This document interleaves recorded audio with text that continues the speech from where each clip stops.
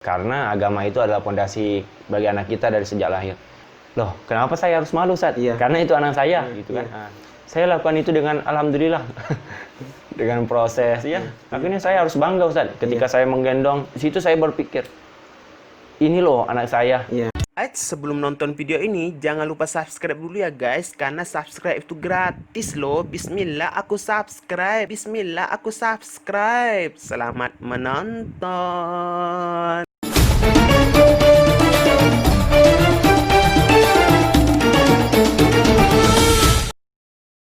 Semua.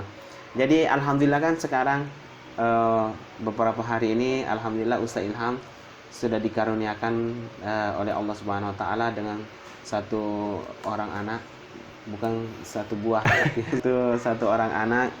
Jadi bagaimana perasaan?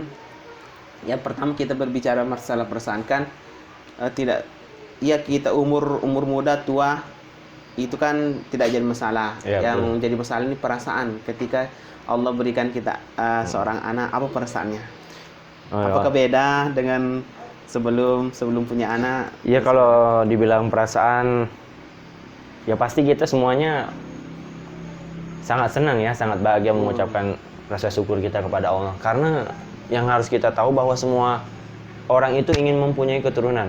Cuman minim palingan 20% atau 15% yang tidak mempunyai keturunan. Itu dari 100%. Ya, itu 100%. Bahkan bukan seluruh 100%, saya tidak mengatakan 100%, semua orang itu menunggu keturunan. Tidak. Karena sebagian di antara mereka ada yang tidak mempunyai keturunan. Nah, kita tidak tahu apa faktor usia, faktor ini, faktor itu, kita tidak tahu. Kalau saya menanyakan tentang perasaan, ya alhamdulillah ya.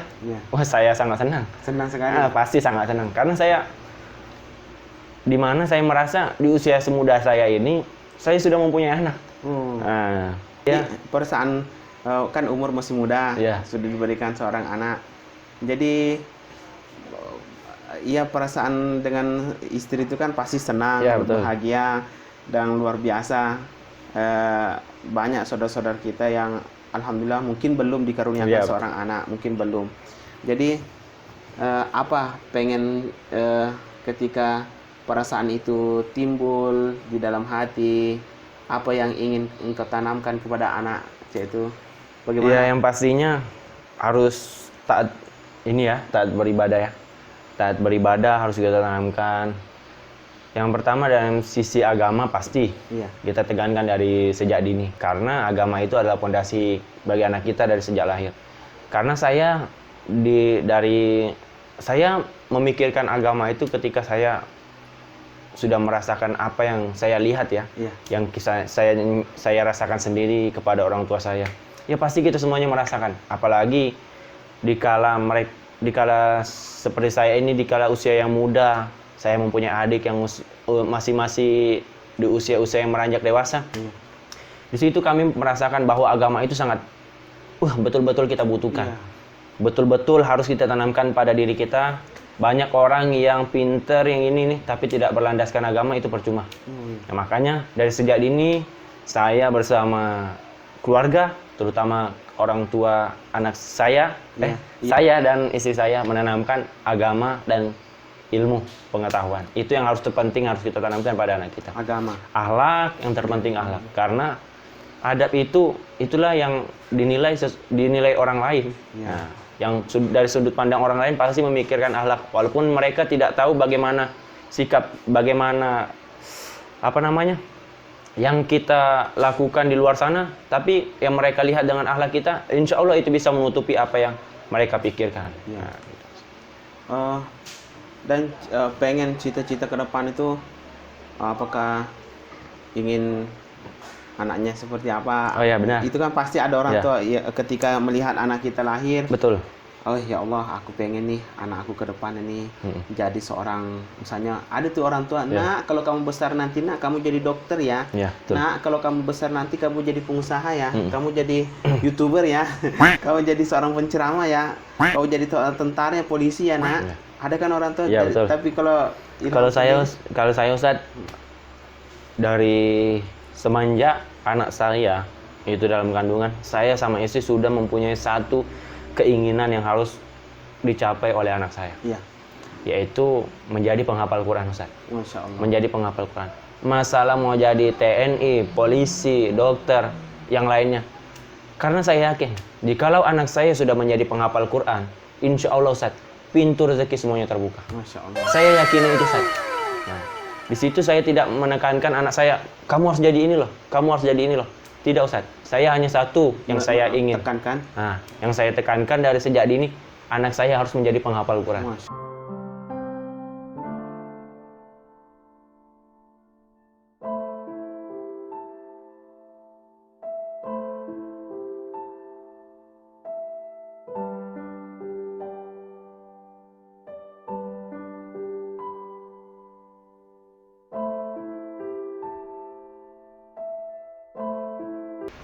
Bahwasanya penghafal Quran itu bukan hanya pembuka rezeki, Ustaz. Iya. Itu adalah penolong keluarganya, Iya. terutama kedua orang tuanya, Ustaz. Baik di dunia maupun di akhirat. Bukan hanya di akhirat, Ustaz, tapi di dunia. Ketika orang tuanya bekerja, anaknya fokus dalam menghafal maupun membaca Al-Quran, insya Allah, Ustaz, semuanya itu akan dipermudah. Nah, jadi saya tidak pernah menekankan, nak, suatu hari kelak kamu harus jadi polisi. Nak, suatu hari kelak kamu jadi penceramah. Tidak, Ustaz. Iya. Yang saya tekankan cuma satu. Penghafal Quran. Kamu harus jadi penghafal Quran. Iya. Jikalau anak saya ngomong, Pak, kenapa harus saya menjadi penghafal Quran? Tidak, saya kasih tahu. Nah, biar nanti dia terjawab sendiri nanti, Ustaz. Iya. Nah, nanti terjawab sendiri. Oh, gini loh. Kenapa orang tua saya merasakan kenapa saya menjadi penghafal Quran? Ini loh. Akhirnya suatu saat nanti, ketika mereka telah mendapatkan pilihannya tersendiri, Ustaz, dari hasil, bukan dari hasil ya, dari proses dia menghafal Quran. Sambil minum ya. Iya. Hati-hati, Ustaz, burungnya terbang, itu burung walet. Nah, jadi ya saya yakin itu bahwa pintu rezeki, pintu semuanya insya Allah akan terbuka, Ustaz. Akan terbuka. Ya, jadi kuncinya harus jadi penghafal Quran. Iya, dulu. betul. Itu yang saya tanamkan. Apakah memang mengkhususkan satu anak yang harus menjadi penghafal Quran? Apakah jika nanti Allah berikan anak, saya harus diwajibkan lagi nih supaya dia hafiz Quran, hafal Al-Quran 30 juz kan? Iya, betul. Punya anak lagi, saya harus wajibkan lagi hafal Quran 30 juz. Entah baru dia mungkin mau bercita-cita jadi dokter, jadi pengusaha, jadi seorang entrepreneur dan lain sebagainya. Terserah dia. Apakah memang punya program apa kewajiban seperti itu? Ya kalau misalnya program ya Ustadz, insya Allah saya berpegang teguh. Bukan berpegang teguh, ya insya Allah ke depannya saya masih menekankan hal seperti itu kepada anak-anak saya. Insya Allah ya, diberi lagi kemudahan buat kelancaran ke depannya. Amin. Saya akan menekankan itu, Ustadz. Karena ya kembali ke apa yang saya jelaskan tadi, semuanya itu akan mudah jikalau sudah Al-Quran itu dalam diri kita. Ya, anak kedua saya, anak ketiga, selanjutnya Ustadz. Insya Allah saya tekankan itu pasti itu baik buat mereka. Nah, tidak mungkin itu akan menyusahkan mereka, tidak akan membuat mereka ini itu. Pasti saya yakini mereka. Itulah jalan yang paling benar. Nah, belum tentu kita jadi dokter itu benar, Ustaz. Kita jadi TNI belum tentu kita benar. Tapi kalau kita sudah menjadi penghafal Quran, insya Allah, Ustaz. Amin. Nah, Al-Quran itu sudah adalah, Al-Quran itu gimana ya? Udah petunjuk bagi kita semua. Dan gitu, Al-Quran tidak akan menempel betul. Di dalam otak atau ilmu itu. Al-Quran itu tidak akan masuk ke dalam orang yang hatinya kotor. Iya, benar. Benar sekali ya.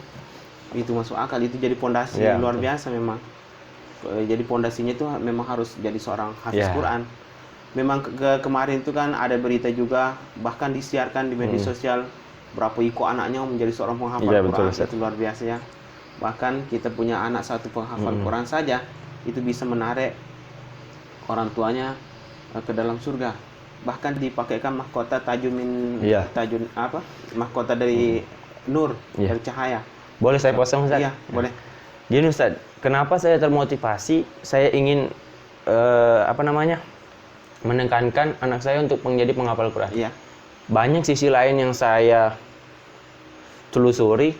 Ada satu yang saya rasakan di dalam lingkungan keluarga saya sendiri, Ustaz ya, pribadi saya sendiri, di rumah saya sendiri.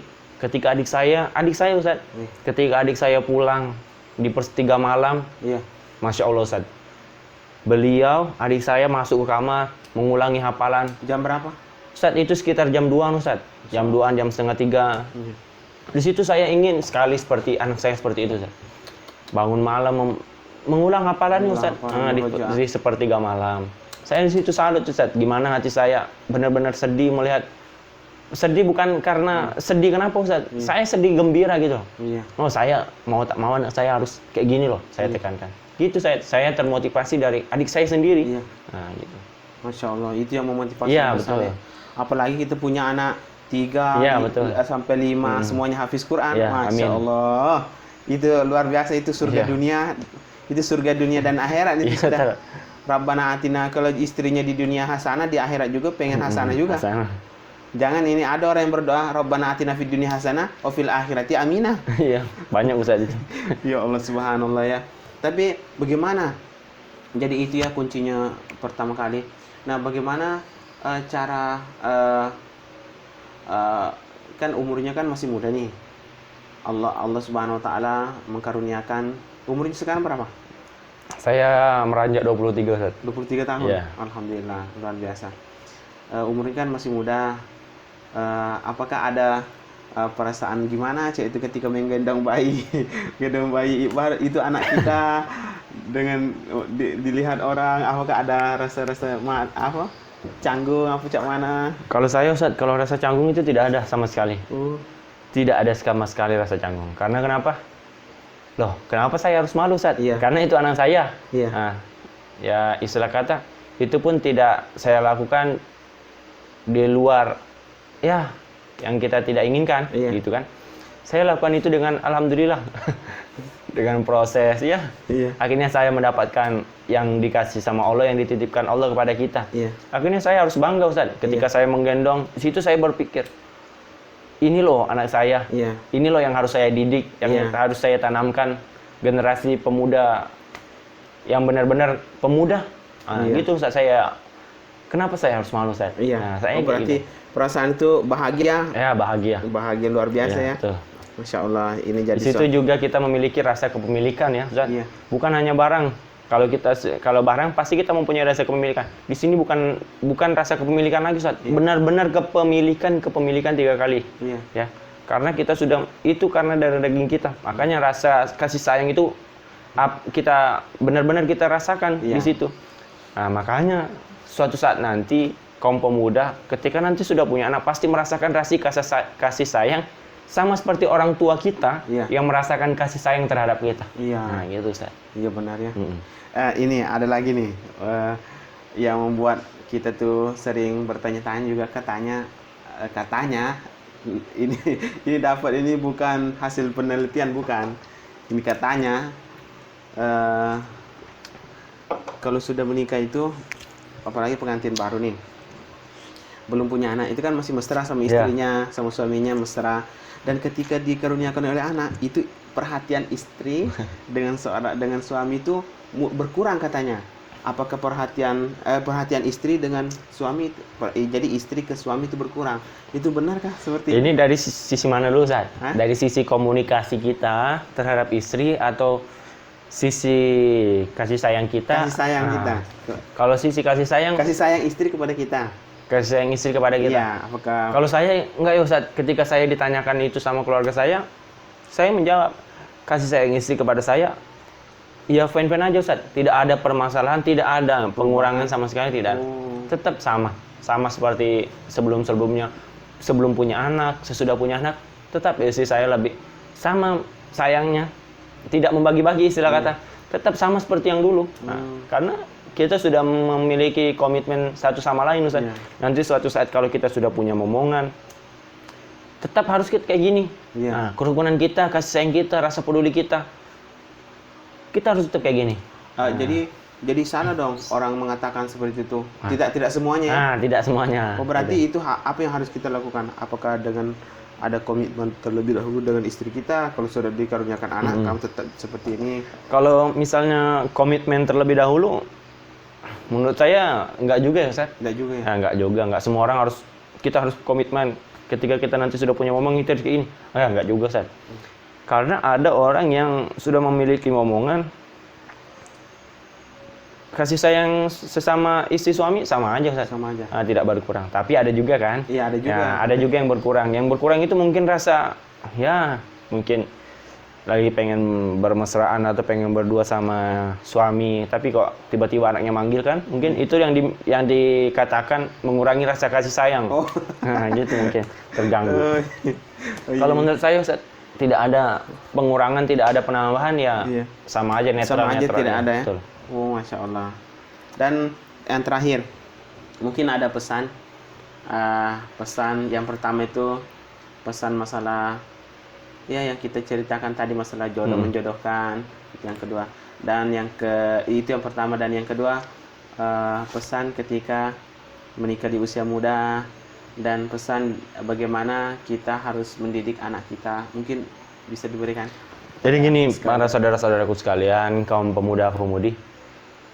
Pesan yang pertama yang saya bicarakan, yang harus bukan buat antum semua, tapi buat diri saya pribadi. Jikalau kita sudah mendapat perjodohan dari pihak keluarga, tidak semuanya harus diselesaikan dengan keluarga. Kita pun sendiri bisa menyelesaikannya. Jikalau kita yakin, kita percaya bahwa kita bisa, kita harus yakinkan kembali kepada keluarga kita. Insya Allah itu adalah jalan yang terbaik buat kita. Gitu. Yang kedua, gimana tadi, Sat? Menikah di usia muda sudah. Menikah di usia muda, kalau menurut saya menikah di usia muda itu tidak diwajibkan, tapi ya kalau menurut saya sih kalau terbaik itu ya, terbaik. karena itu yang terbaik buat saya. Karena kita sudah di zaman yang sangat perlu hati-hati. Nah, perlu hati-hati. Sudah lampu kuning. Iya. Nah, sudah lampu kuning. Kalau sudah lampu merah berarti sudah kiamat. Iya. Kalau sini sudah lampu kuning. Iya. Ya, banyaklah. Kita mau sedikit ke sana, mau sedikit ke sini, kemaksiatan sudah merajalela. Iya. Makanya saya sarankan, menikahlah di usia muda. Karena suatu hari nanti, jikalau kalian sudah mempunyai momongan di usia yang muda, kalian akan merasakan suatu keistimewaan, suatu kebahagiaan, suatu mendapatkan seorang sahabat, mendapatkan seorang teman. Loh, pasti Anda bertanya, kenapa Anda mendapatkan seorang sahabat, seorang teman? Bukan hanya itu. Kalian mendapatkan seorang yang lebih istimewa dari semuanya. Karena kalian tidak perlu jalan sama teman kalian yang berbeda rumah. Karena kalian tidak harus berjalan menjemput sahabat kalian berbeda arah. Kalian hanya membuka satu pintu rumah. Karena kalian hanya berjalan dengan anak kalian. Dengan seusia yang muda, anak Anda juga tumbuh dengan remaja, kalian bisa keluar kemanapun. Karena tidak ada larangan, karena itu anak Anda. Iya. Nah, gitu, Ustaz. Dan terus. Jadi menikahlah di usia muda. Tak usah takut masalah ke depannya, problem di rumah tangga itu pasti ada. Oh iya. Yang bilang tidak ada tidak mungkin. Karena problem itulah yang Allah berikan kepada kita agar kita bisa jalan ataupun loncat ke depannya atau ke jalan yang Allah berikan kembali.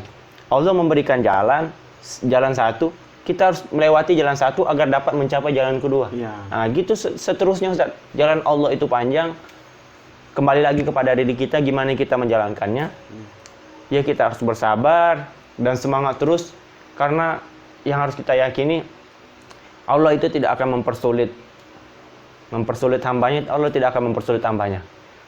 Nah, kita harus yakin itu, Allah tidak akan mempersulit hambanya, pasti Allah akan mempermudah. Tapi kembali kepada diri kita. Jikalau kita merasa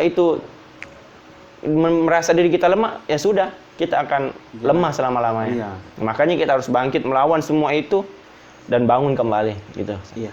Dan yang terakhir, masalah ini, nasihat untuk mendidik anak tadi.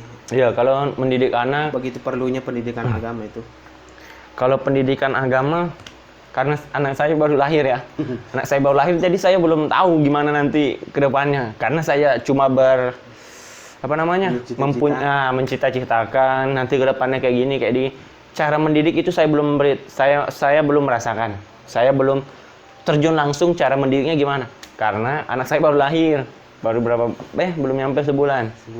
Nah, belum nyampe sebulan. Jadi kalau saya nanti ngomong cara mendidiknya gini-gini, Iya. pasti para sahabat kalian pasti bertanya, oh anaknya saja baru masih kecil, nah, makanya nanti tunggu nanti saya bincangkan lagi nanti. Jadi yang penting itu pendidikan agama. Ya, betul. Itu pondasinya ya. Pondasi agama. Iya. Karena agama itu benar-benar tidak akan rugi dan tidak akan gimana ya, tidak akan merasakan kecewa Iya. kalau sudah dari kecil didasari sama agama. Karena saya merasakan itu. Apalagi suatu hari nanti semuanya pasti akan lewat lah istilah kata. Jadi tekankan agama kepada anak kalian, insya Allah itu akan membuka jalan yang terbaik buat orang tuanya. Masya Allah, amin, amin. Alhamdulillah Rabbil Alamin. Terima kasih Ustadz Ilham Pratama yang sudah memberikan sedikit pengalaman tentang hidupnya, bagaimana dia menghadapi hidup yang begitu ya bisa dikatakan berliku-liku Ustaz. Berliku-liku. Ya, betul.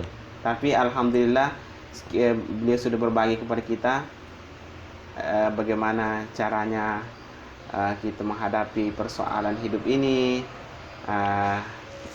Jika dihadapkan suatu dua permasalahan, dua pilihan, bagaimana kita memilih jalan yang satunya, dan selagi itu tidak bertentangan dengan syariat Islam. Dan yang kedua, ya banyak sekali lah ilmu yang kita dapatkan tadi, mudah-mudahan dapat kita amalkan. Dan yang punya masalah di rumah dan yang punya masalah dimanapun, jangan bimbang, jangan bingung, dan jangan galau. Datang saja. Datang ke rumah Pak RT. Ke rumah Pak RT. Baiklah, demikian. Terima kasih Ustaz Ilham Pratama. Mudah-mudahan keluarganya diberikan sakinah, mawaddah, warahmah, dan dijadikan anaknya menjadi anak yang soleh dan soleha. Amin. Dalam lingkup keluarganya menjadi keluarga yang di dunia bahagia di dunia, dan sampai di akhirat bertemu dengan baginda Rasulullah SAW. Amin ya rabbal alamin. Dan selalu berikan kesehatan. Amin ya rabbal alamin. Baiklah, demikianlah. Insya Allah kita akan berjumpa kembali di lain waktu. Oleh karena itu jangan lupa subscribe, like, dan komen di bawah ini. Oke? Assalamualaikum warahmatullahi